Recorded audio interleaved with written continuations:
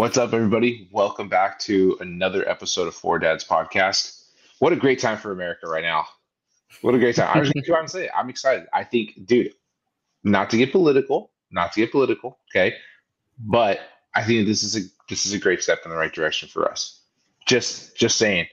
I know people out there have their thoughts. That's okay. You have your feelings. But from the outside of America, with everything going on with the wars, with everything, it's like everything just kind of suddenly came to a halt today. You see that? Is it hmm just me, or did you see that also? Yeah, I definitely did. I mean, it's been a wild last few days. I will say most of myself. I mean, even the Chinese president is over here saying like, "Hey, like we're gonna back off." Yeah, some of the things with the Hamas or whatever. Yeah, I saw that Well, too. Where it's Hamas like just that was came to a quick. complete end, That and was quick. now Putin is stopping everything with Ukraine, and he's willing to sit down with Donald. He came out publicly. It was like, yeah, I'll sit down with the president, figure out what's going on.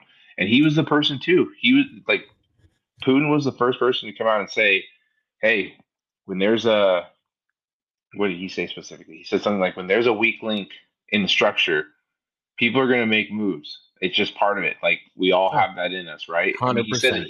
100%. He said it in a little bit more like, kind of professional way. But I mean that is exactly what it is now. And now we have someone who's strong, leading from the front, who, quite honestly, from the stories that came out after his term, is just like he's not somebody you want to mess with. Oh, dude, yeah, I heard some stories, and I'm just like, oh, yeah, you have How to, come I you didn't hear have to, that? you Yeah, have to be, yeah, you have to be strong as a president, as the leader of pretty much like I wouldn't even say that. I'd say close to the world because of how yeah, much we literally help and have our hand in everything. It's really annoying, honestly, but yeah, yeah, yeah. Leader of the free world. That's right. Well, cool, man. Well, great to see you. How's everything going? going well, surviving. It's getting a little colder out here. I know it's always cold where you are, but like it's finally starting to cool down. I'm rocking our robe.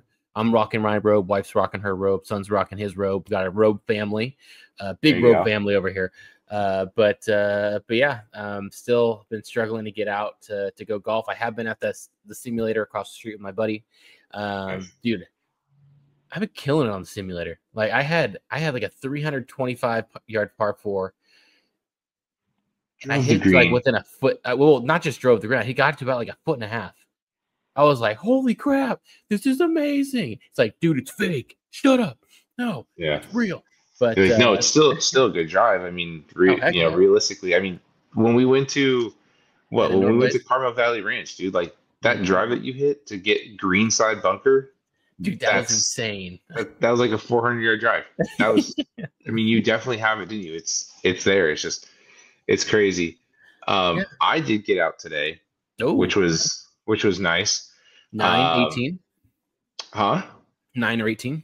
No, I went and played a skins game. So So 18. full Oh boy. 18. Trunk slammed it. Got to the first tee. Hit a monster drive on the first hole. Uh, hit a great 6 iron into the long par five. Eagle. Everything else is cool from there on out. Oh, It nothing. was. I played well. I played well. It took me a little while to kind of get warmed up, but I played well and won $300. Okay, okay, man. Your economy's going well. Our American's economy's going well. Yeah, Man, just everything's looking up, baby. yeah. It was nice. I was just like, oh, cool. I was like, I'm shocked nobody like tied it, because normally on one it's where everyone's trying their hardest. Mm, And you'll like, I can't tell you how many times I've made a birdie, I made an eagle, and there's like 4 or 5 people who come in after who are like, yeah, I made the same. It's like, what? You know, This is crazy, dude. But oh man. yeah, there was like 30 dudes today. It was a huge group. Dang, that's wild. So good time, good time. The weather was nice. It wasn't until like the 17th, 18th hole where it was like sun just kind of hid behind the trees and got a bit chilly, and then that Oh, wind I kicked hate in, that, and dude. you're Wild like, how much yeah, like the shade. You're like, I'm warm. I'm freezing real quick. yeah, yeah, yeah, dude. The one thing that I'm just disliking right now the most is like the girls are waking up so early. Like, Dude, yes. I My mean, son doesn't like he would wake up at 7:30, and now he wakes up at 6:30. He doesn't understand it. I'm like, bro, it's pitch black. Go to bed. No. Crap. He's up. You just yelled no. He's yeah, definitely up. He's not going down. I got to get up. So now it's like we're trying to change our bed a little bit earlier so we're able to wake up early. And it's just like, dude, read the room. Come on. What are we yeah. doing? Well, it's like so. I mean, we always have Adelina in bed by like 8:30, 8:30, 8 o'clock, and so Yeah. now it's like we're doing 7, right? Because she's tired by that point, which is technically still 8, right? Right. Dude, Yep. the problem is like now it's like instead of being like a 6:30 wake up, 7 o'clock, it's like 5:30 today. 4:55. Oh, no. I 4:55 a.m. I hear Dad, and I was, it's pitch black in our room, and I'm just like, okay. And then I hear this, and then now because she's in like this frozen phase, you're hearing like this, knock, knock, knock on her wooden crib, and she's like, "Do you want to build a snowman?" Oh, jeez. I'm like, oh no. Then Eustace is like, I'm gonna lower the volume, but you can sleep for half an hour, and then you have to go get it. And literally by like half an hour, she's just screaming like, "Dad, Dad, Dad, Dad!" Like Stewie Griffin status. Dad, yeah, Mom, literally. Mom. Hi. Like, Dad. What's that episode where it's like um what is it? It's like it's the episode where Stewie's a kid and like he looks, oh, power around the kiss, power around the kiss. That episode. I don't know why it took me so long. I think maybe because I was just young when I watched it, but it was like when I saw it in college and I rewatched it, like, oh, I get it now. Like his mom's getting it. Hilarious. Man. Yeah. So let's see here. I know we were talking about it before the pod about the Sun in the UK was reporting that a deal between the PGA Tour and LIV is close to being finalized and pending final approval. Apparently, it was valued at 1.3 billion United States dollars USD. LIV will reportedly pay its events under the PGA Tour umbrella and get an 11% stake in the tour. Tiger Woods and Rory reportedly played a major role in getting the deal across the finish line. But upon doing more research for the podcast, I looked up and saw that it was a little bit of a premature, they got a little ahead of themselves there, Yeah. and it's not as close as they saw. Did you see anything else? Yeah. Speaking of, since you said that, Rory and Tiger had a huge part in kind of bringing that to fruition, right? Mm-hmm. Is that obviously you found out that, as I did, that it was a little bit premature, but Rory today made a statement, being that now that Trump is in office, he goes, well, maybe Trump will help LIV finalize this deal. I saw that. Yeah, and I'm thinking like, dude, what? Like, just because it's all his courses on LIV, it's like, come on. He's It's not like gonna. when he wasn't the president, you could have still done it. It's not like Trump would have been like, no, like what? But now he's the president. What? Like he has all this power. Like I've seen a lot of things on Twitter over the last few days, and people are like, yo, they're public servants. They work for us.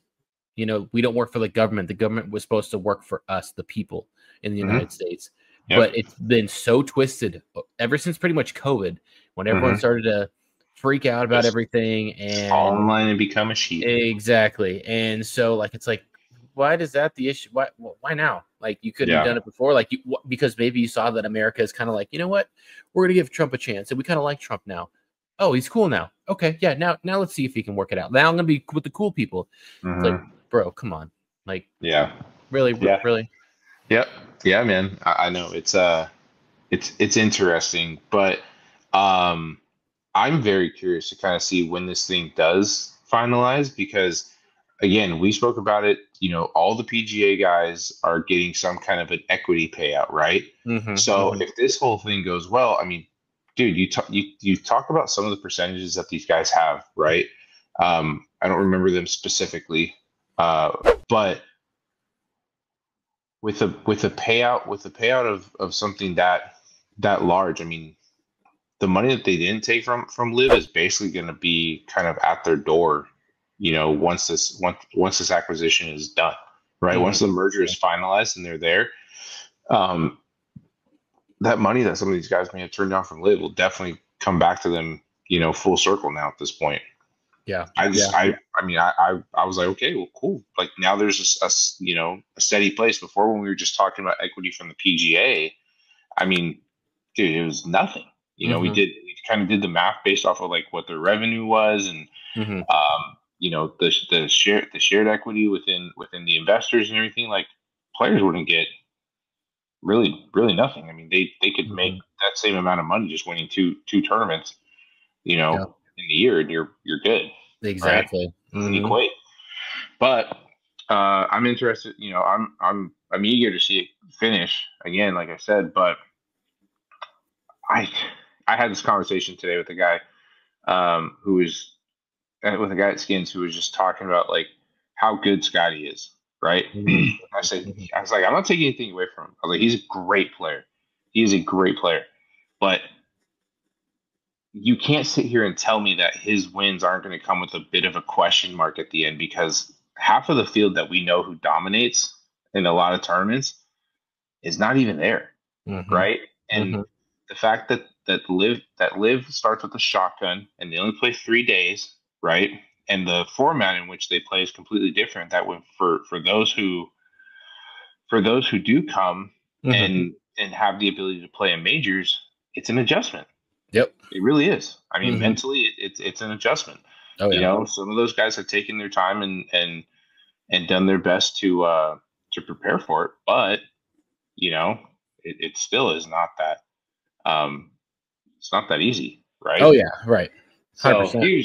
So he looked at me and he was just like, well, like, yeah, I think he was still dominating. He dominated them in the majors. I'm like, exactly my point. Like, it's different, but I think it just comes with the question is, if Dustin Johnson, if Bubba Watson, if Brooks Koepka, if Bryson DeChambeau were there every single weekend playing, grinding like what he was doing, would he have as many wins? You had Bryson DeChambeau, you had Brooks Koepka, Cam Smith, and what's his name? You just mentioned him, Dustin Johnson, who obviously John Rahm, and John Rahm, specifically John Rahm, but they're all at the top of their game when they left.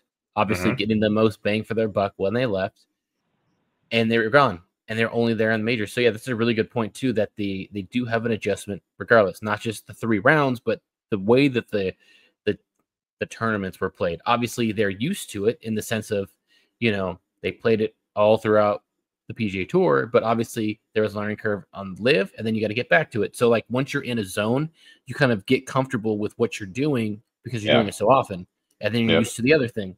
And yeah, I mean, I just thought of this right now, but like, how like Alibaba and like all those like Chinese companies that are like, I forget what the other name is, like one of the companies, but they sell everything for so dang cheap, in China, and like they ship it out here. Is that what it is? I know there's like a few of them. It's like Temu, Wish.com. Yes, Temu and Wish, exactly. Yeah. So like I heard that the plan for them, for those companies, is that the owners have so much money, like billions and billions of dollars, that their plan is to undercut the market so much so that people have to go to their companies, to like Wish and Temu and all these things, and they're hoping that even if it takes 5 to 10 years of losing money for a decade, that by the time that all of like a decade goes through, that basically all the mom and pop shops and all the other stores weren't able to compete because of them being undercut so much, that once they actually have all of the market and they've cornered it, that they can just go back and raise those prices, pretty much like a Target or like a Walmart or those companies do. They try to undercut everybody and then raise the prices back up when everyone's gone and all the competition's gone. And that's kind of like LIV, in my opinion. They buy the players, And then, we have so much dang money. We can just fork this out for years and years and years. The PGA Tour is losing it. And then next thing you know. Yeah.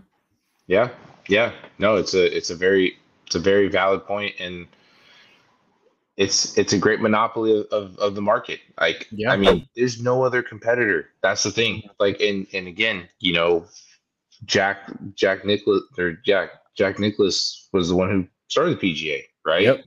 And it was the same thing. He was like, well, hey, the Players Association, we're all on board for this. We need to change, right? Mm-hmm. But here it's a little bit different, right? Now you have all the other investors on the other sides who are like, oh yeah, we definitely need to do this.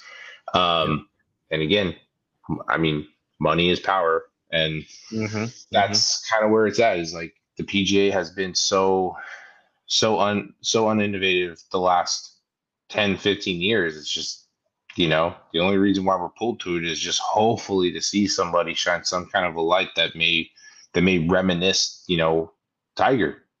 Right. Well, and exactly. even then, the majority it was Tiger. It was Tiger. That's all they had. They had Tiger, obviously Phil, but it was mainly Tiger. It was like, obviously it was Tiger, right? With what he brought to golf. Like, it revolutionized everything. Exactly. And then they had COVID. That was another thing when everything kind of started dying down for a bit because they thought Rory was going to be the next thing, and it brought people to the game. It brought people to the game, but again, that's not bringing people to the PGA. Like, right? No, you're right about that. You're right about that. Yeah. Where it benefited the PGA is the fact that, hey, all of their sponsors, right? So Callaway, TaylorMade, Titleist, making tons of money. Yeah, all these new brands came out, which then means, hey, that means great. We can sell more merch at a higher rate. We can do, we could hopefully put on somewhat of a better venue for the tournaments, because now we have all of these awesome companies that are producing solid revenue, right? I mean, again, COVID was a blessing for the golf industry. I mean, you think about what Callaway's stock was at, right? For an example, you think about what Callaway's stock was at before 2020. I think they were floating around like $6-7, right, a share. Now they're significantly higher. They're anywhere from 20 to 30. I think at one point they're at 100 during the peak of everything, right? I mean, that's solid. I mean, that's insane. Yeah, that's huge. And so again, I don't know, man. I'm just excited just to see something, because I think the people have spoken, right? It's like PGA is just boring. It's just boring, right? It's starting to become a country club hangout, right? You got all these people who are just buying all these tickets. It's not the same kind of environment as it was before. It's just becoming more. I mean, it's all sporting events. All sporting events are just kind of like, if you want to go and enjoy it, you gotta fork up hundreds of dollars, like just for a regular event, and that's not even including parking. Like some of these parking things, I know, like back in 2021 or 20, I think it was 2022, before we had our son, we went to the Cleveland Browns versus LA Chargers football game, and the tickets were like maybe like $150 a piece without the little crazy fees that they add to the end of it. And then we get there, and I'm like, I haven't even thought about parking. Let's see how much parking is. $100 if you want to park at the stadium. I'm like, are you insane right now? Like, the amount of money, and then plus all the money that they force you to, like, for the food and drinks. Yeah, it's like, why can't they just be like Costco prices, where they just don't change? Because they make money, but when you're paying players millions of dollars, the amount of money that you're hoping to like match based off of concessions, it's not gonna like save you as much as you think. But like the Masters, no, exactly, right? Like, I mean, if you think about it, I think there was one. I think it was Arthur Blank, the owner of the Atlanta Falcons, who keeps his beer and like his alcohol prices like down, like compared to like the rest of the league. It's like actually what it would cost like at a bar, right? Like $5 or like $4 or something like that, not like $20 for a tall boy, which is like at a Dodger Stadium, you're like, what are we doing here? Like, this is insane. But he kept it cheap to help with home field advantage. Obviously, you get people drunk, they're gonna be more rowdy, they're gonna be louder, they're gonna make it more difficult on the away team, and they can drink more. And it's like, it's kind of like, I don't know what I'm sure there's a term for it, but when you keep the prices a little bit lower, people buy more instead of it's high, I'm only going to buy one. But if it's low, you get them drunk. Or, for example, with alcohol, you get them drunk. Well, then they don't make the best decisions when you're drunk. You start buying more, You just gotta right? keep buying more. Exactly. Yeah. And it's like it benefits you more by keeping the price a little bit low in that end. But like it's the sporting events now is insanely priced. Yeah. And like I get there's so much money.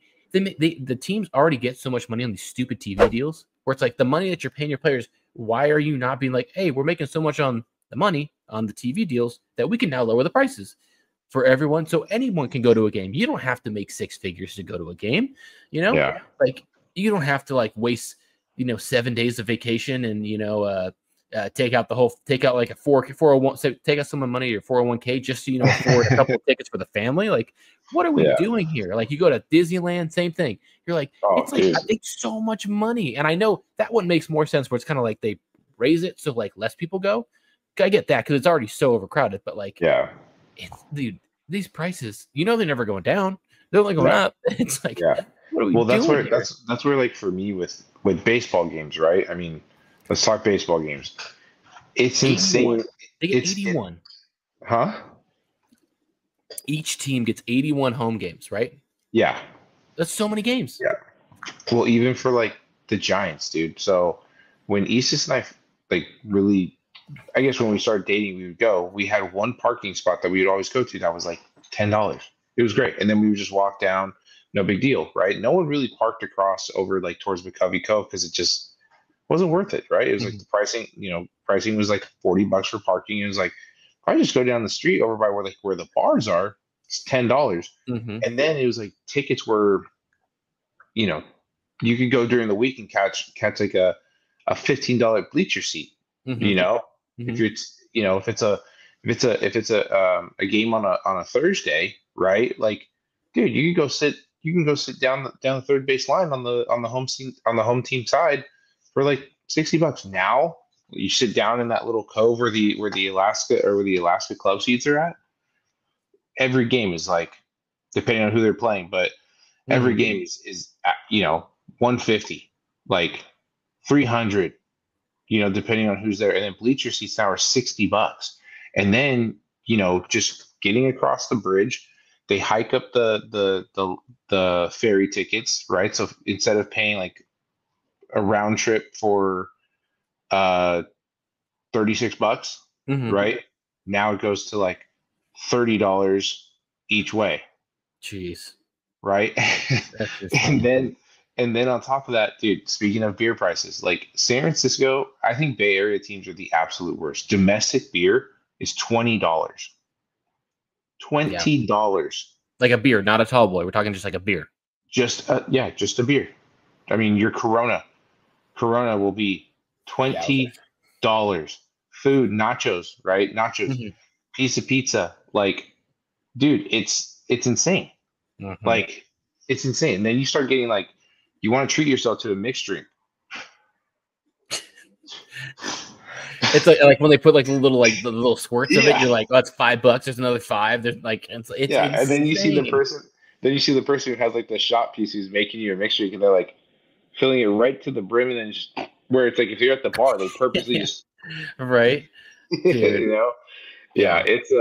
It's crazy, dude. Like and the worst part is for me with baseball is like now they have the timers. You're not even getting your full 3+ hours. It's like a 2-hour game if you're lucky, and you're like, what? Yeah, you're like, I just sat down. Yeah, and it's kind of like, what's the point of me driving from Sonoma County all the way down to San Francisco? I just spent an hour just to get here. Dude. It's dumb. It really is. It's just starting to get to that point where it's just it's dumb. We got a boycott, dude. We like honestly, if you could just set up like a 3-day or like a 2-day boycott, it's like, hey, no one go to an MLB game or no one go to MFL is more difficult because they're so limited on them. But like an MLB game it'd be crazy if this is the podcast to start it. Somebody, dude, I mean, like, think about it. Like, part of this, right? Like they've talked. I seen somewhere on like Instagram where someone mentioned like if everybody that like let's say 40 million people, 40 million Americans go into their banks and take out all of their money that is in their account. Just go in, say, hey, can I have all my money? All the banks would just collapse because they don't have that money on them. They don't. And they don't. It's all in the market or whatever. and you would collapse the banks just by like 30 million. That's like a tenth of like the population. Just everyone going and say, hey, I want my money from, from these accounts. Wells Fargo, Citibank, all these banks would just collapse. Imagine what we could. And then like, what was another thing? It was like, hey, if no one buys gas on one day, it'll drop the price by maybe like a quarter or something like that, based off of like supply and like, oh my gosh, like that killed us. But obviously that way it's so hard to set that up. But if you have a game, imagine how like a day or two, just no one go to an MLB game. They're all going to be on TV. You're not going to miss anything. You can literally just watch it all on TV. And I'd be interested to see if that actually did something. I doubt it, but I mean, it would just be crazy because like every game is on TV. Every game is on TV. Even the ones now that I think in the NFL, they used to say, like, if it's not sold out, it's a blackout. We're not going to show it. It's like they don't care anymore. They make so much money. It doesn't matter. And like with golf tournaments, you go to golf tournaments, you're basically paying like $100 if you're paying for it, right? If you're paying for the tickets, like $100, $200 to walk. Like, yeah, and golf is hard because all the action isn't in one area. You have to either constantly move or you wait and watch one particular shot for like an hour and a half, 2 hours, depending on your spot. Like you might get lucky with like you're sitting by a green and it's by a tee box and you can see the tee box hit off plus the green. But like you're getting less bang for your buck there, because you have to walk around. If you don't know the course as well, you might be missing all these shots because you just don't know which way you're going. You take the wrong turn. Like that's like the worst part of it. And everything is so amazing on TV. They have so many angles. They have so many good replays. There's great action. Like they know what they're doing now, where it's like you go to the games and you're kind of wish I was just at home, just chilling. I have a bathroom got a full fridge of beer. Got a full fridge of beer. I can go to the bathroom. I got a grill, like all these things. But like they just the reason why it keeps going up and by all that is happening, in my opinion, is because people just keep buying it. Until people stop, they're not gonna change. Yeah, but, I mean that's everything. But going back to the PGA, I don't know if you heard about this story about this 20-year-old Australian guy who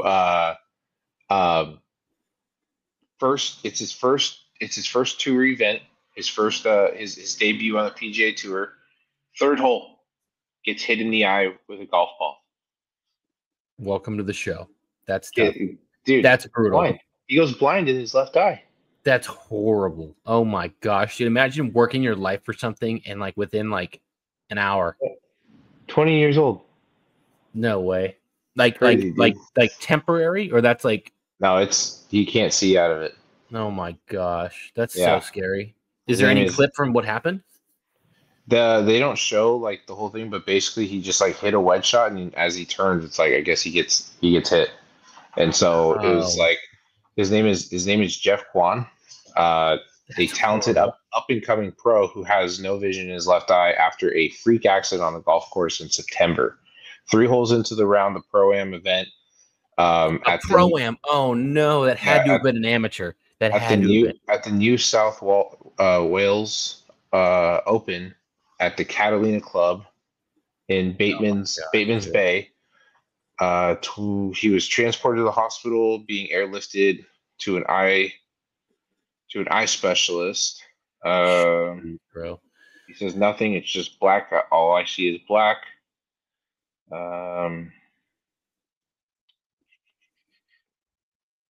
He just said that he turned around and he just said, "Thank you, everyone. Can't thank everyone enough for reaching out and rebuilding my strength physically and emotionally." That's all he said. That was his post. It wasn't Schoolboy Q, was it? Shanked another one. Hope not. God, I mean, like that was one. Like when we were at the Pro-Am, that was definitely one of the thoughts in my head constantly. It was like, we're at a Pro-Am. You have the pros and you have the amateurs. You obviously have some amateurs that are pretty solid, like Gareth Bale, Josh Allen. But you got Schoolboy Q. You got who's the white dude? Macklemore. Macklemore. People that you obviously know aren't super athletic, but like they're doing it for a good time. But there's so many people there, dude. You're just asking. For something bad to happen. And well, dude, that part where Schoolboy Q hit the ball towards the grandstand, you're like, You know, happy look out. I was like, oh my gosh, I got that. I recorded it. I can't believe it. It's insane. That was so crazy. That's scary though, dude. I know like when I play at the par 3 over here on 41, that's one of my fears too, because the holes are so close and everybody goes there that like if you're good at golf or you're bad at golf, it doesn't matter. But not only that, the tee boxes are next to the greens, and that always scares me, dude, because I'm like, and half the time they don't yell for, they just watch it and you're like I got in the air. Yeah. That's your ball. Yeah. Good thing I brought this Besser baseball bat. I'm just gonna tank this thing out of here. Like, is that your ball? Cool. Yeah. Like, that's scary, dude. Oh man, that is just out here playing fungo golf, dude. How sick would that be? How sick would that be if we were to go play a round of golf at Dragonfly, but have fungo, have those big ass like tall tees that don't break. So when we're on the tee box, you just hit it. Dude, I think that'd be fun. That'd be like a dude perfect thing, you know, where they're just like teeing up. And they would have to bring back the 2020 cups where the cup is like up. So that way as you're like hitting it or doing whatever. You remember those videos? Yeah. Baby, and he's just like smashing it. 59 is possible today. Dude, okay. Now that we're laughing, dude, they're bringing out a match. It's called the Match Superstars. I think I might have screenshotted this and sent it to you, but it's coming out November 1st and 22nd on Max and TNT with Ken Griffey Jr., Michael Phelps, Wayne Gretzky, Blake Griffin. That'll be interesting. Charles Barkley, always entertaining. Mark Wahlberg, Bill Murray, and Nate Bargatze.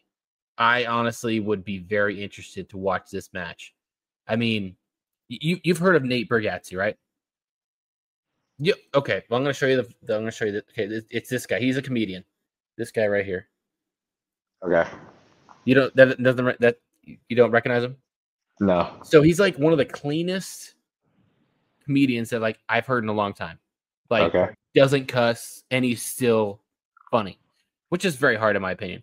But he just hosted SNL a few weeks ago. He's done it a few times, and he had this hilarious skit, golf related, big time golfer, obviously. And it showed him like he was like a professional golfer. And, you know, it's like gives you like the whole commentary, and they're like, okay, you know, now we're at the first tee box here, and you know, he takes his shot, hits his shot, eagle flies across, and he hits the bird, and it just like falls right into the fairway. And he goes, "Oh my gosh, is that a bird? Oh my gosh!" And he's like, "That bird wasn't there when he swung." And it's like, "Oh my gosh, it's a bald eagle."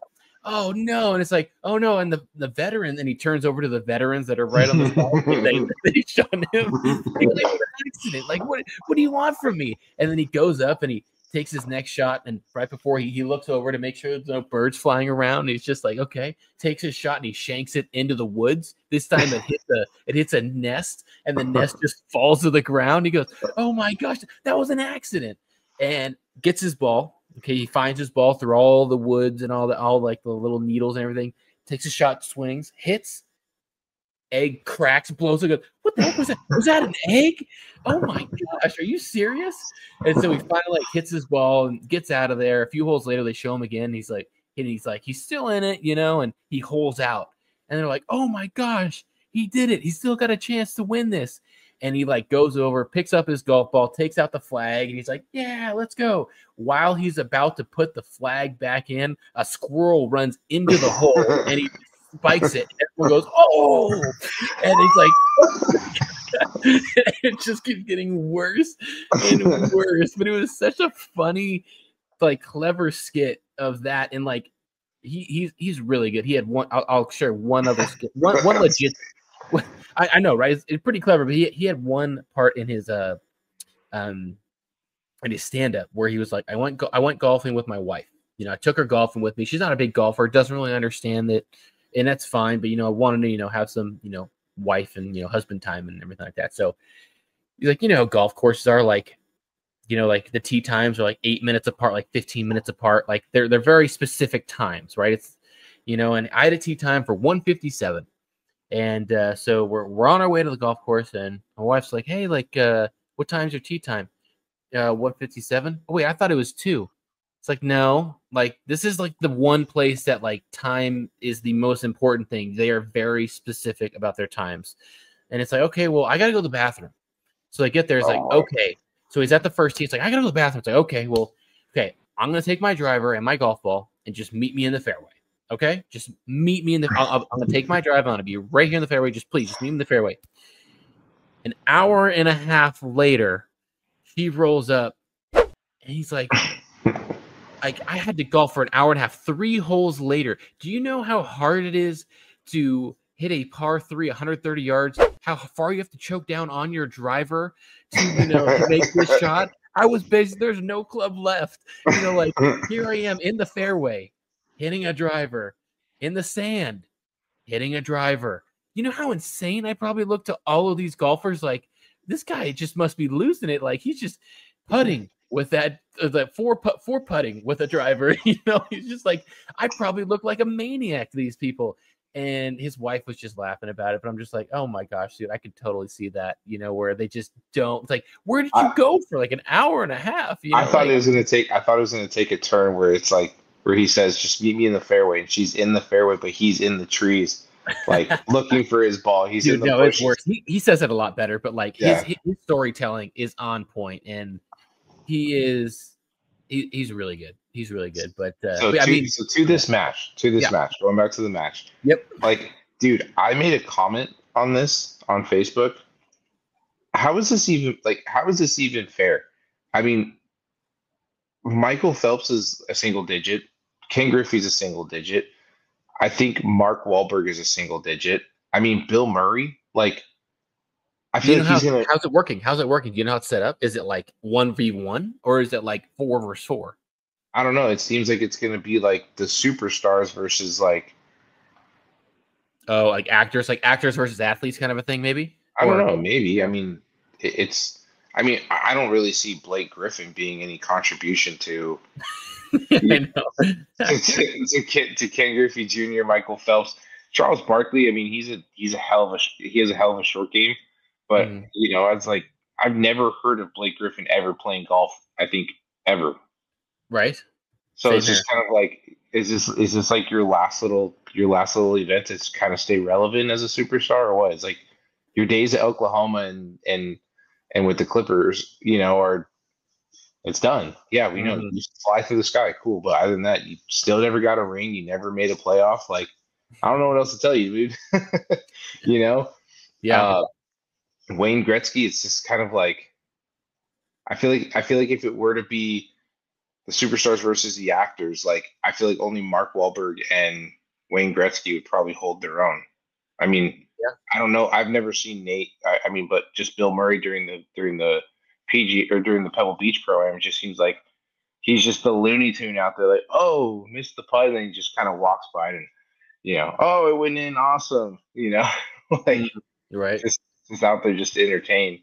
But speaking of, how Mark Wahlberg has his what is it, municipal or yeah, is that what it is? Is that what the brand is called? Yeah. So apparently he's made like these shoes. He's now made shoes for municipal that are like, I don't think it's called municipal. What is it called? Can you look it up really quick? Well, let me see here. No, it's municipal. Okay, so his shoes, and it like now he's like advertising that, like, oh yeah, my shoes are great for golf. You want to go for a run? They're great. You want to go work out at the gym? They're great for it. Flat bottom, zero drop, soles, so that way your feet are nice and secure. All this crazy stuff. I'm like, everyone's just throwing out golf brand stuff. I just looked them up. Basically about $200, dude. I mean that's what's crazy though. It's like he's such a big Jordan guy that you would expect to just keep rocking Jordans. I don't know. I mean, like, when you have so much money, it's like, do you really need to like create your own thing? I don't know. Yeah. I get the company thing. I always like the company aspect of things where it's just like, creating your own company, having your own brand instead of like wearing other things. But like Jordan is just so iconic, But I didn't even know this, but apparently Mark Wahlberg is also the chief brand officer for F45 training. Really? I had no idea. I was just looking up. I was just trying to look up his company. That's all. And then I was like, I just put in Mark Wahlberg's fitness company, and the first thing that comes up with AI Google searches, Mark Yep. Wahlberg is the chief brand officer of F45. Wow, interesting. Like, oh, okay. Not only does he make music, but he owns a He fitness makes a company. mean golf shoe. Yeah, exactly. No, But I don't know. What are your expectations for this? I don't know, man. I mean, for this, it's definitely something that I expect to be entertained in. I don't expect to see amazing golf. You'll probably see some really good shots, but you also probably see some really bad shots.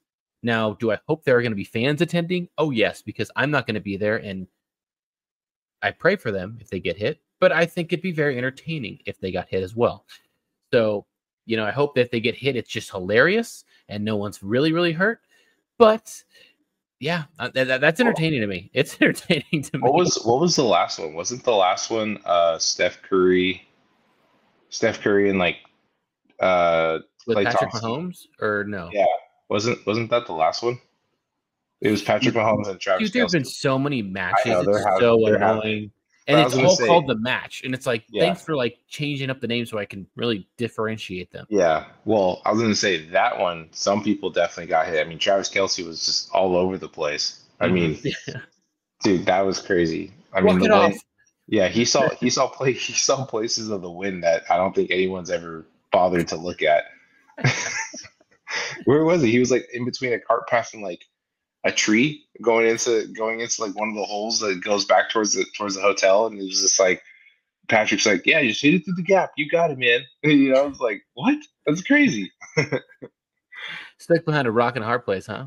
Yeah, exactly, exactly. Bummer. Well, Yeah. all right then, man. I think this is a good spot to stop here, but are you gonna be able to play any golf this weekend?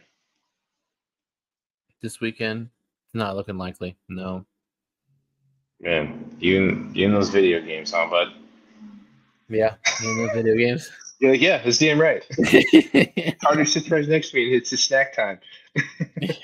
He has a lot of snack times. Let me tell you. Yeah, I know. Well, this weekend I got a two-man best ball tournament that I'm doing this Sunday, and then I'm gonna take a day on Monday to go play. I have an all day offsite meeting on Monday.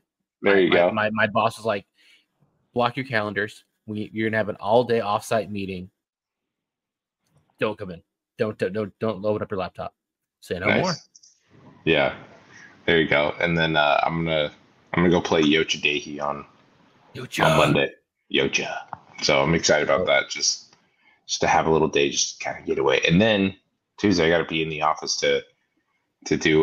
We're doing like a video discussion as far as like how can we further video. And I'm like, damn, maybe I shouldn't put sick, but I'll just say like I'm out of office today. Leave me alone. Right? Just Don't be like, bother me. We can't. All right, that's the presentation, everybody. Have a great day. Yeah. Thanks everyone for showing up. Appreciate it for those that fly from the East Coast to be here, but we can't do anything. We're out. 18, anyone? No? Yeah, you're down? Oh, yeah. Okay. All right. Cool. All right. Well, don't forget to stay fly, go low. What is the other one? Wiping butts and make sure you keep wiping butts and making putts. Adios, everybody. Have a good week. See ya.